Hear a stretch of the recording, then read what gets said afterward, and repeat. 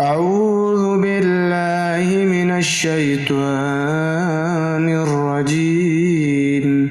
بسم الله الرحمن الرحيم. يا أيها الذين آمنوا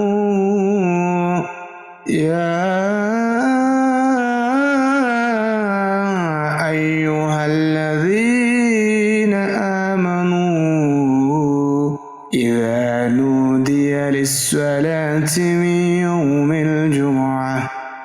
يوم الجمعة فاسعوا إلى ذكر